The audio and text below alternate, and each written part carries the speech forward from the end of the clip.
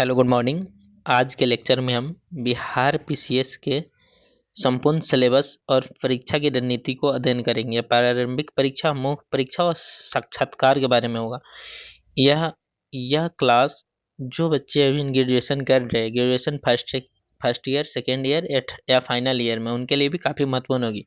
इसमें हम बिहार पीसीएस के सारे सिलेबस को कवर करेंगे कि एग्ज़ाम का पैटर्न क्या होता है, एग्ज़ाम की हिंदी मीडियम में, इंग्लिश मीडियम में एग्ज़ाम कैसे कंडक्ट की जाती है, एग्ज़ाम प्रारंभिक परीक्षा के बाद मुख्य परीक्षा होता है, मुख्य परीक्षा के बाद हमारा इंटरव्यू होता है।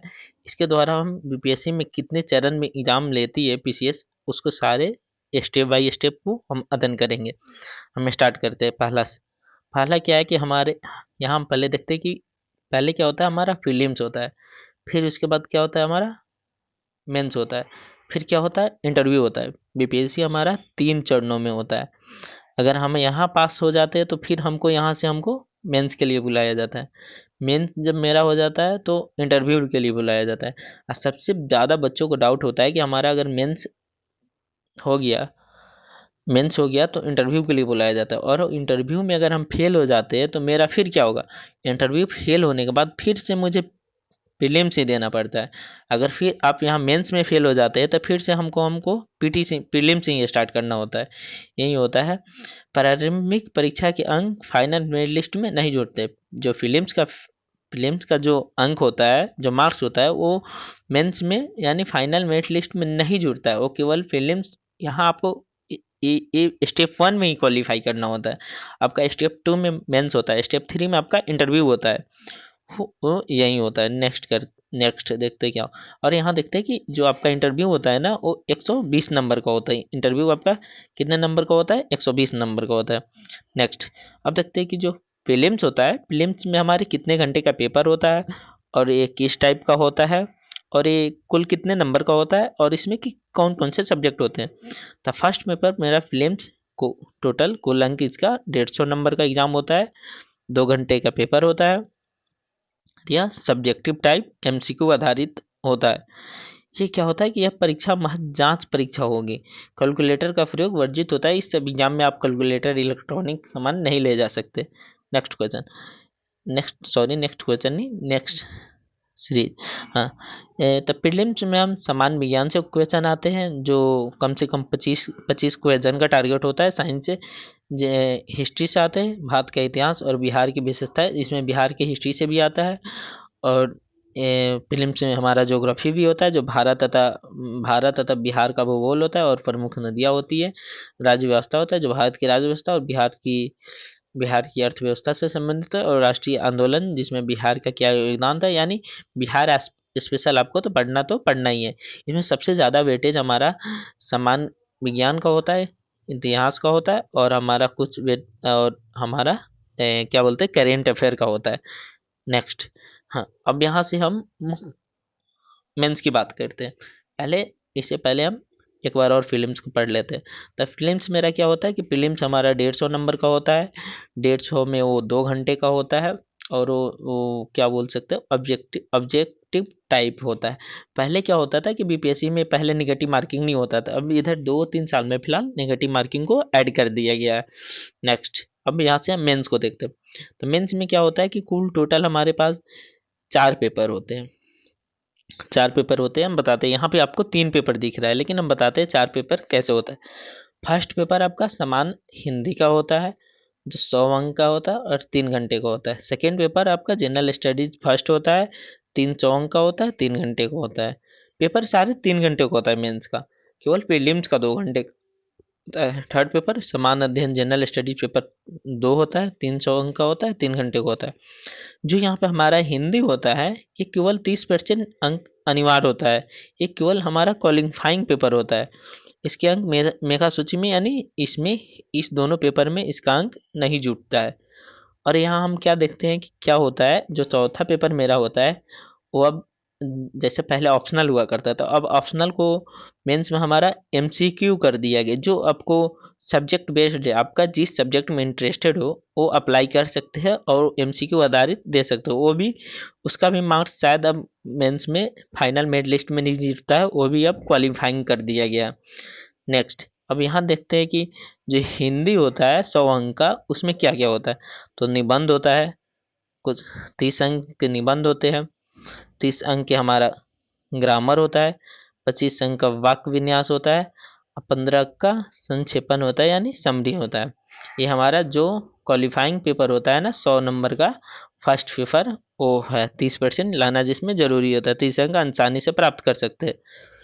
व्याकरण और निबंध पर पकड़, ये दोनों हो, दोनों पे पकड़ हो तो 30% आराम से ला सकते हैं। 30% 100 में से लाना है तो कितना 30 नंबर लाना है, तो 30 नंबर आप निबंध भी लिख के ला सकते हैं, गलत सही लिखेंगे तब भी आप 25 तो कम से कम ला ही सकते हैं, 25 ला सकते हैं। ग्राम व्याकरण से आप कम से कम 30 में ना कुछ भी आया तो 10 तो ला ही देंगे, तो 25 10 35 हो गया, आप पास हो गए। 35% ला दिए, 30% लाना ही है, हो गया। नेक्स्ट अब यहाँ हम देखते हैं कि जो मेंस का पहला पेपर होता है जीएस का 300 नंबर का 3 घंटे का, इसको जो हमारा मेरिट लिस्ट में ऐड होता है। क्या होता है, ये आधुनिक भारत का इतिहास होता है, कला और संस्कृति होता है, और विचारक होता है। ये 19वीं शताब्दी के मध्य से देश का इतिहास 1857 का विद्रोह, चंपारण सत्याग्रह, भारत छोड़ो आंदोलन, इतने सारे टॉपिक से मेंस का क्वेश्चन अधिकांशता बनाई जाती है। और आर्ट्स एंड कल्चर में मौर्य कला, पाल कला और पटना कलम चित्रकारी से, और यहाँ पे मधुबनी पेंटिंग को भी आप लिख सकते हैं। मधुबनी पेंटिंग से भी आर्ट्स और कल्चर में क्वेश्चन ऐड की जाती है। और विचारक में जिससे मेंस में क्वेश्चन आते हैं, जैसे गांधीवाद, गांधी जी से, देवेंद्र नाथ टैगोर और नेहरू से मेंस में क्वेश्चन आते हैं। नेक्स्ट, अब सेकेंड पेपर में क्या होता है, सेकेंड पेपर में इसी में जैसे नहीं, फर्स्ट ही पेपर में क्या होता है कि ये हिस्ट्री से संबंधित हो गया। अब फर्स्ट ही पेपर में क्या होता है कि करेंट अफेयर से भी मेंस में क्वेश्चन बनते हैं। करेंट अफेयर में जो ज़्यादा चर्चा में रहा हो उसे मेंस टाइप में क्वेश्चन बना के आपका पेपर, ये क्या है कि पेपर सामान्य अध्ययन वन ही है, लेकिन उसी के अंतर्गत उसी में आता है। और सांख्यिकी में जैसे आरेखन और चिंतरापन आता है, सांख्यिकी विश्लेषण आता है, ये भी आपका मेंस ही फर्स्ट ही पेपर में आता है। नेक्स्ट क्वेश्चन नेक्स्ट स्लाइड है मेरा, समान अध्ययन पेपर 2। ये है हमारे पहले हम जीएस पेपर 1 में क्या पढ़ लिए कि उसमें हिस्ट्री से क्वेश्चन आता है मेरा, हिस्ट्री के बाद किस सब्जेक्ट से आता है, करेंट अफेयर से आता है मेरा। इसमें दो सब्जेक्ट बहुत महत्वपूर्ण भूमिका निभाती है। सेकेंड पेपर में क्या होता है कि भारतीय राज्य व्यवस्था और अर्थव्यवस्था और भूगोल से संबंधित होता है।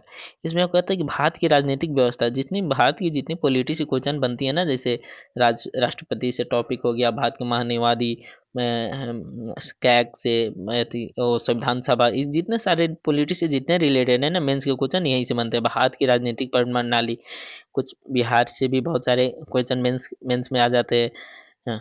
अर्थव्यवस्था और भूगोल, इसमें क्या होगा, भारत में योजना, प्लानिंग इन इंडिया, भारत तथा बिहार का भूगोल, भौतिक और आर्थिक, इनसे भी हमारे मेंस में क्वेश्चन बनती है। नेक्स्ट, सेकेंड पेपर में साइंस और टेक भी आता है। मतलब सेकेंड पेपर में हमारा क्या क्या आ जाता है, तो सेकेंड पेपर में हमारा भारतीय राज्य व्यवस्था आता है, भारतीय अर्थव्यवस्था आता है, भूगोल आता है, और साइंस एंड टेक आता है। ये भी बहुत भूमिका निभाता है। तो साइंस एंड टेक में क्या होता है कि कृषि तकनीक होता है, बाढ़ और सूखा प्रबंधन होता है, ऊर्जा संसाधन होता है, प्रदूषण नियंत्रण होता है। आप इतने टॉपिक को कवर कर लेते हैं तो आपका साइंस एंड टेक हो जाता है। बिहार पीसीएस में और सारे जो टॉपिक होते हैं, जैसे स्टीम चल हो गया, स्पेस टेक्नोलॉजी हो गया, इसमें उसका यहाँ पे उतना योगदान नहीं होता है। आप इतना ही कवर कर लेंगे किसी में तकनीक, बाढ़ और सूखा प्रबंधन, ऊर्जा संसाधन, प्रदूषण नियंत्रण, इतना आपका mains second paper science and tech का आराम से निकल सकता है। यहाँ देखते हैं अब यहाँ क्या होता है कि कुछ जो मेंस का पेपर होता है उसमें बिहार स्पेशल से कितना महत्वपूर्ण होता है वो देखते हैं एक चरण में। बिहार स्पेशल आपके लिए बहुत महत्वपूर्ण हो जाते हैं यहाँ पे, जैसे 1857 की क्रांति, वीर कुंवर सिंह, चंपारण सत्याग्रह आंदोलन, क्या 1917 जनजातीय विद्रोह आंदोलन। अब कल्चर में क्या देखते हैं कि मौर्य कला, पाल कला, पटना कलम चित्रकारिता, और यहीं पे आपका आएगा मधुबनी पेंटिंग आ जाएगा। और अर्थव्यवस्था में क्या आ जाएगा, आर्थिक सर्वेक्षण आ जाएगा मेंस में, बजट आ जाएगा, सिलेबस के हर खंड में बिहार शब्द शामिल है। इससे अपनी ताकत बनाए। क्या होता है कि बिहार स्पेशल से 3-4 क्वेश्चन फर्स्ट पेपर और सेकेंड क्वेश्चन में दोनों मिला के 4 क्वेश्चन तो आसानी से आ सकता है मेंस के लिए, जिसमें आपको और ज्योग्राफी में आपकी नदियाँ, मानसून, बाढ़ और सूखा, ये सारे टॉपिक से मिला के बिहार स्पेशल से मेंस में 4 क्वेश्चन कम से कम आ ही जाते हैं फर्स्ट और सेकेंड पेपर में। यहाँ हम मार्क्स देखते क्या होता है। तो फर्स्ट पेपर मेरा यहाँ क्या हो गया कि मुख्य परीक्षा यहाँ हमारा ये हो गया, इंटरव्यू हो गया, ये फाइनल मेरिट लिस्ट हो गया, 10-20 पे तैयार होता है। नेक्स्ट यहाँ पे क्या होता है कि जो हम ऑप्शनल बोल रहे थे, अब तो ऑप्शनल को तो अब ऑब्जेक्टिव कर दिया गया। क्या होता है कि पहले ऑप्शनल क्या होता था, सब्जेक्टिव हुआ करता था, लेकिन अब उसको ऑब्जेक्टिव इधर हाल ही फिलहाल में 2 साल पहले किया गया। तो एक विषय में आप इतिहास को भी चूज करते हैं, ज्योग्राफी भी कर सकते हैं, पब्लिक एडमिनिस्ट्रेशन भी कर सकते हैं, हिंदी साहित्य भी कर सकते हैं, समाज शास्त्र भी कर सकते हैं, लेबर और सोशल वेलफेयर भी कर सकते हैं। इसी के अंतर्गत आपके PYQ टाइप आधारित क्वेश्चन पूछे जाएंगे। और स्टडी प्लान यहाँ समझते हैं कि आपको स्टडी प्लान कैसे करना चाहिए। स्टडी फेज फर्स्ट में आपको 1 से 6 माह तक NCERT मुख्य परीक्षा के कोर विषय और ऑप्शनल के साथ पढ़ना चाहिए। ऑप्शनल ये नहीं कि यहाँ क्वालिफाई है तो ऑप्शनल को हम छोड़ देंगे, यहाँ ऑप्शनल को छोड़ना नहीं है। ऑप्शनल क्वालिफाइंग पेपर है, वो अगर वो नहीं आएगा तो फिर कैसे होगा। पहले जो क्वालिफाइंग पेपर होता है आपको वो पास करना होता है, तभी आपका मेंस का जो जो नॉन क्वालिफाइंग पेपर होता है तभी वो चेक होता है। अगर वो आप पास नहीं करते तो आपका दूसरा पेपर चेक नहीं हो पाएगा, इसलिए ऑप्शनल। सेकंड सेकंड फेज में क्या करेंगे, 7 से 9 महीने में उत्तर लेखन करेंगे, आंसर राइटिंग करेंगे, सांख्यिकी पढ़ेंगे और बिहार स्पेशल पढ़ेंगे।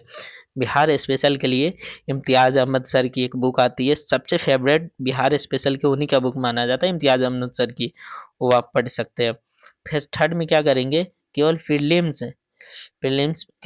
और मॉक टेस्ट लगाएंगे किसी कोचिंग का, अच्छी कोचिंग की। बिहार PCS के लिए बहुत सारी अच्छी कोचिंग है, या यूट्यूब से कहीं से भी आप MCQ लगा सकते हैं जो मॉक टेस्ट लगा सकते हैं। ये लिमिटेड सोर्स होगा। NCERT तो आपको पढ़ना ही है, और NCERT में आप यहाँ सबसे ज़्यादा क्या पढ़े, हिस्ट्री पढ़े, साइंस पढ़े, करेंट अफेयर पढ़े। ये 3 को मेरिट बनाने के लिए बहुत अच्छा होता है बिहार PCS के लिए।